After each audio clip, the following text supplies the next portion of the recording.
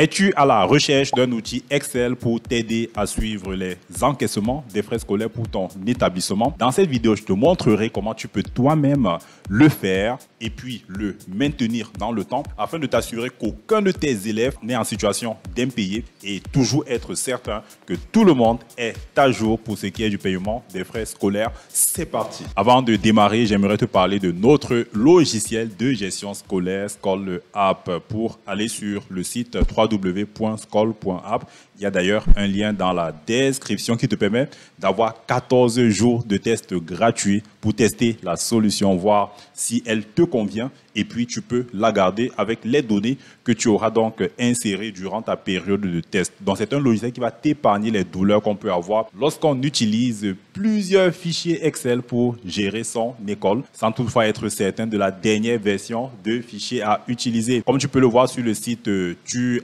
auras, grâce à ce logiciel, un tableau de bord qui te permet de suivre les indicateurs de performance sur ton école, sur l'assiduité, sur la réussite des élèves, sur la partie finance également. Tu auras une partie qui te permet de faire la gestion des élèves. Chaque élève a ici un dossier numérique accessible sur le logiciel. Tu pourras suivre ici l'assiduité des élèves, les absences. Tu pourras avoir l'emploi de temps pour chaque classe, pour chacun de tes enseignants. Tu pourras bien communiquer en temps réel avec les familles, avec les parents, avec ton équipe. Tu as une partie finance qui est bien étoffée qui te permet de suivre automatiquement les éventuels retards de paiement. Ça te permet de suivre, de catégoriser les dépenses. Et tu as aussi une comptabilité complète sur le logiciel. Donc 14 jours de test gratuit et un lien qui te permet de le tester et puis le prix il est très accessible. Si tu as par exemple un effectif inférieur à 100 élèves pour moins de 160 €, l'équivalent d'environ 100 000 francs CFA, pour moins de 160 €, tu pourrais bien obtenir le logiciel pour toute l'année, ce qui fait moins de 15 € mensuels. Donc, c'est un prix très accessible, c'est hyper apprécié. N'hésite pas à tester gratuitement pendant 14 jours pour voir si la solution te convient et pour voir comment ça peut t'aider à gagner un temps précieux dans la gestion de ton école. C'est un logiciel multi-utilisateur dont tu peux avoir un compte pour chacun des membres de ton équipe administrative, pour chacun des enseignants également. Alors, voyons comment rapidement, si tu tiens à utiliser Excel, tu peux bien entendu l'utiliser pour suivre les retards de paiement. Donc, tu vas créer un fichier Excel. Moi, je te propose, dans ton fichier Excel, d'avoir 3 feuilles. Une première feuille qui va s'appeler Admin et qui va ici permettre de conserver les données de la master data que tu vas utiliser ensuite pour le rapport que tu feras. Je vais te montrer comment tu pourrais étoffer la partie admin. Ensuite, dans la deuxième feuille, tu vas enregistrer tous les encaissements que tu vas recevoir, n'est-ce pas? Et puis dans la troisième feuille, tu pourras effectuer ton rapport. Dans la feuille admin, tu auras comme première table ici, tu peux rajouter une table, tu vas récupérer les données de ton établissement que tu mettras dans une table que tu pourras appeler table élève. Ici, l'intérêt de cette table, c'est d'avoir les matricules qui vont figurer bien entendu une seule fois. Et pour chaque élève, tu auras ici sa classe. Ça, c'est la première table. Pour la deuxième table, tu peux rajouter ici une classe. Ici, tu vas lister tout simplement chacune des classes de ton établissement. Ici, on aura une troisième table qui va s'appeler type opération. Donc ici, je veux lister les différents types d'opérations d'encaissement que je peux avoir. Il pourrait s'agir des frais d'inscription, il pourrait s'agir de la première tranche, de la deuxième tranche. Dans certains établissements, on a une tranche pour chaque mois.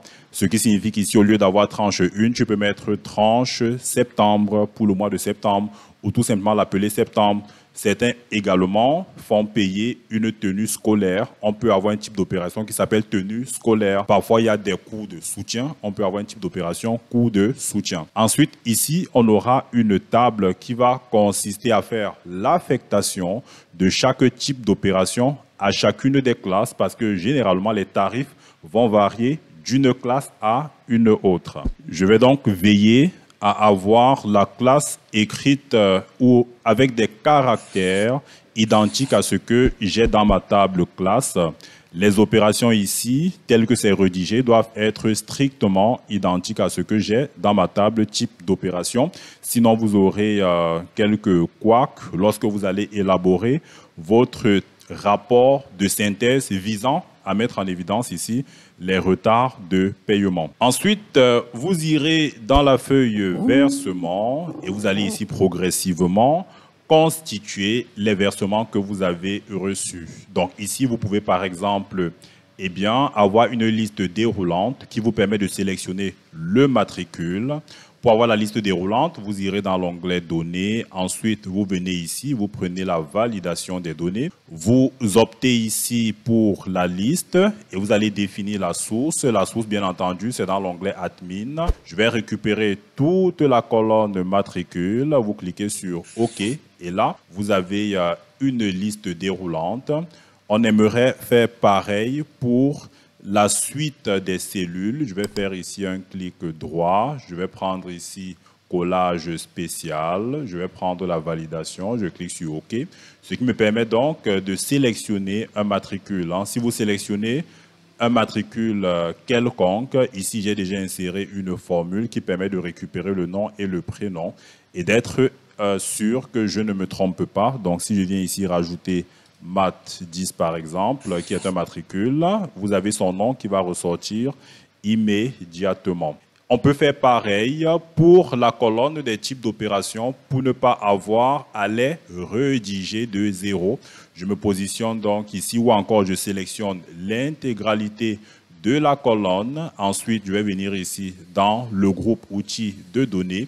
Je prends la validation des données. Je retiens ici la liste. Et pour ce qui est de la source, je vais venir dans la feuille qui comprend les types d'opérations. Je sélectionne et je clique sur OK. Donc, dorénavant, c'est une liste déroulante qui me permet de sélectionner le type d'opération et d'inscrire tout simplement le montant. Maintenant que vous avez fait tout ça, nous pouvons maintenant produire ici notre rapport. Le rapport va mettre en évidence, du moins, l'objectif du rapport, c'est d'avoir pour chaque élève appartenant à l'école, d'avoir les montants attendus d'une part et puis les montants réellement encaissés d'autre part. Les montants réellement encaissés, vous les avez dans cette feuille, tandis que les montants attendus, vous les avez dans cette table. Pour y arriver, nous avons besoin de faire un minimum de retraitement. On va devoir utiliser cet outil qui est Power Query, qui est un outil de business intelligence. On va lui transférer comme donnée la table des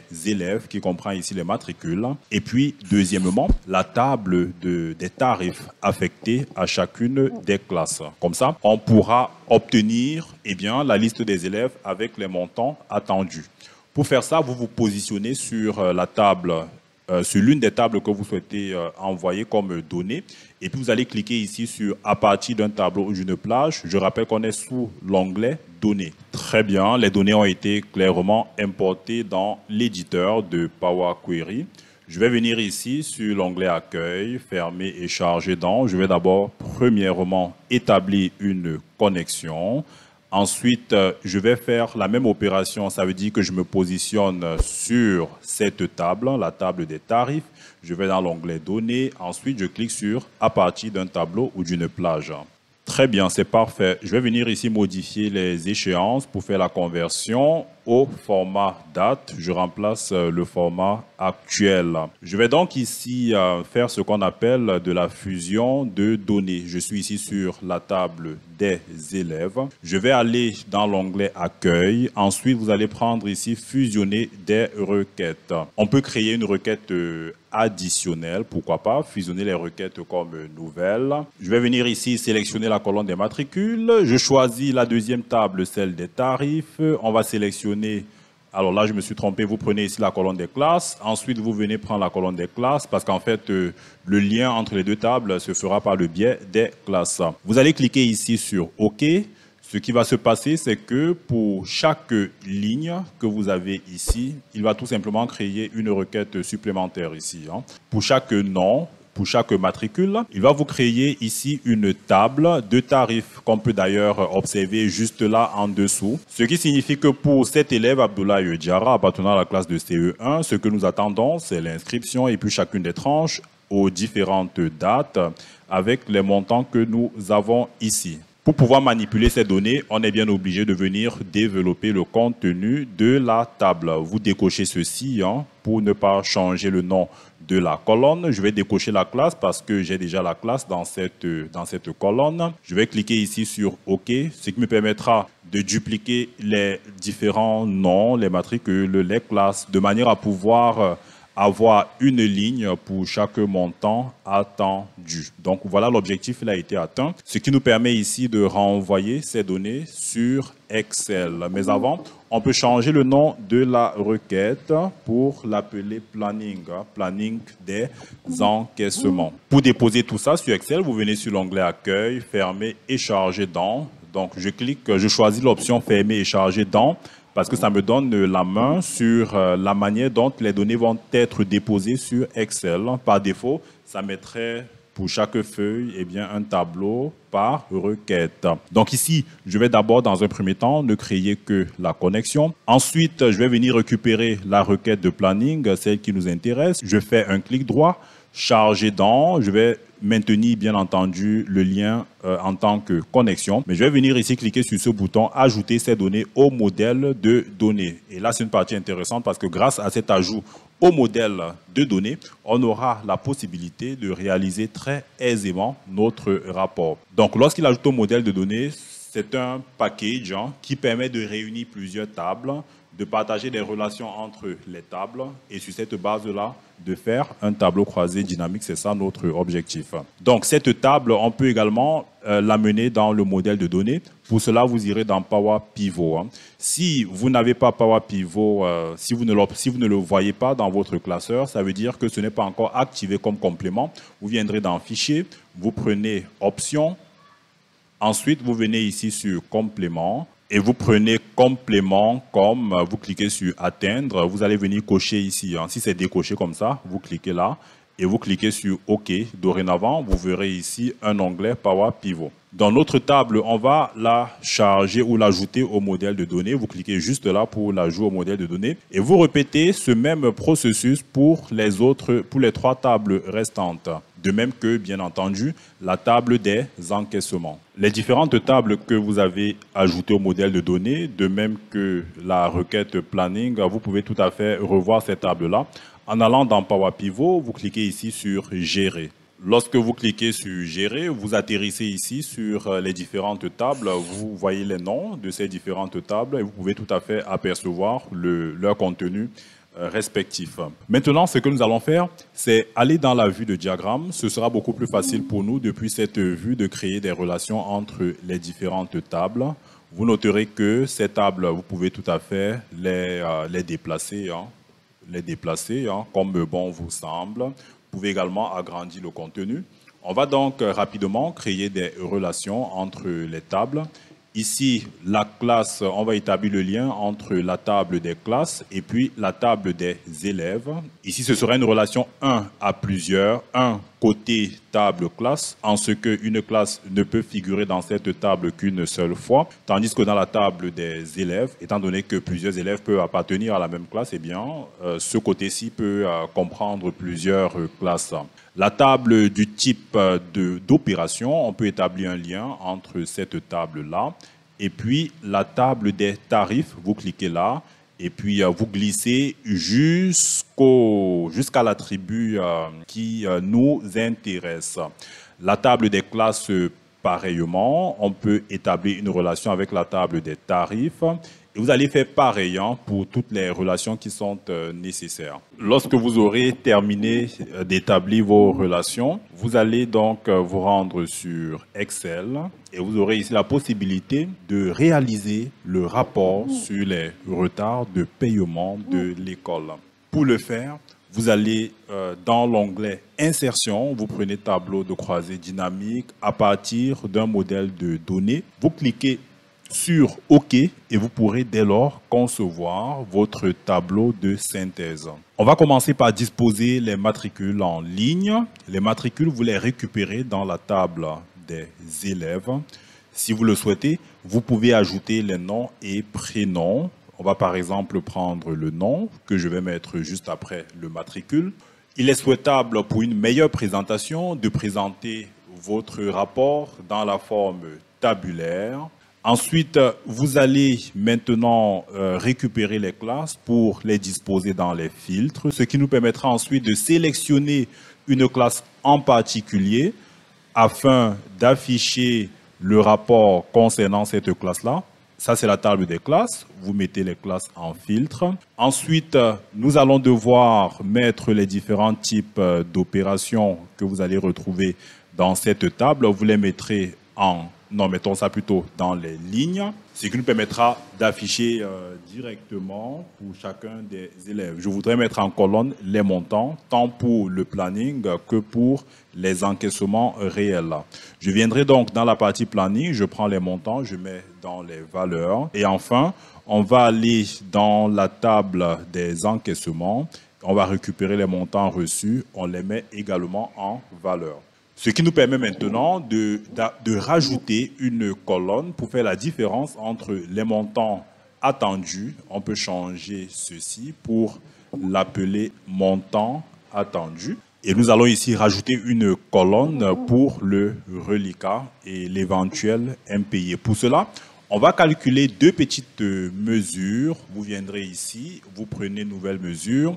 On va calculer une mesure sur la base de la table planning, on va l'appeler total attendu. C'est une simple mesure, c'est une somme effectuée sur la base de la table planning. Et puis la colonne montant, vous fermez la parenthèse, vous cliquez sur OK. Et puis on va faire pareil pour la deuxième mesure. On n'est pas obligé d'afficher ça. Je vais donc venir décocher à ce niveau. Et puis on va faire pareil pour les encaissements. On va ici établir une mesure. Pour la table des encaissements, nous allons effectuer la somme sur la base de la colonne montant reçu. Vous cliquez sur OK. Il va s'afficher par défaut. Vous venez ici décocher cette mesure que nous venons de rajouter. Et on va établir une dernière mesure qui va être la différence entre les deux totaux que nous venons de réaliser. Donc, on va prendre le total attendu moins le total encaissé. Nous allons l'appeler manquant. Nous cliquons sur OK et nous allons avoir effectivement une colonne qui nous permet de savoir ce qu'il reste à encaisser. Donc, voilà comment sur Excel, vous pouvez vous-même élaborer un tableau automatique de suivi de vos différents encaissements de suivi des frais scolaires. Pour afficher le rapport pour une classe en particulier, vous venez ici, vous sélectionnez l'une des classes, vous cliquez sur OK et vous avez le rapport qui est celui de cette classe-là. Vous pouvez changer, vous passez ici à une autre classe et vous cliquez sur OK. Vous voyez bien que le rapport, lui, il est mis à jour. Et au fur et à mesure que vous allez enregistrer vos encaissements ici, il vous suffira de venir là, de faire un clic droit et puis d'actualiser. Donc, voilà ce que je pouvais vous présenter sur Excel. Vous avez dans la description un lien qui vous permet de télécharger ce fichier et de l'utiliser pour votre établissement.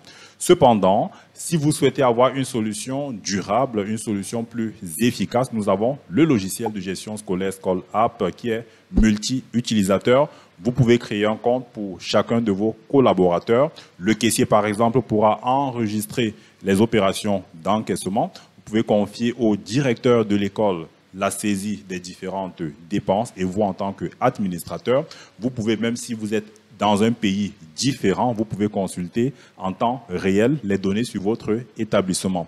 Bien entendu, ça vous permet d'aller bien plus loin que la partie finance de l'école. Déjà, ça vous permet de suivre toute la comptabilité de votre école jusqu'à la production d'une balance des états financiers de votre école. Avec ce logiciel, vous pouvez également suivre toute la partie pédagogique et élaborer les bulletins pour les élèves de l'école. Alors, si tu n'es pas abonné à la chaîne, abonne-toi à la chaîne, active les notifications pour ne manquer aucune vidéo ici pour recevoir des conseils pratiques sur la bonne gestion de ton école.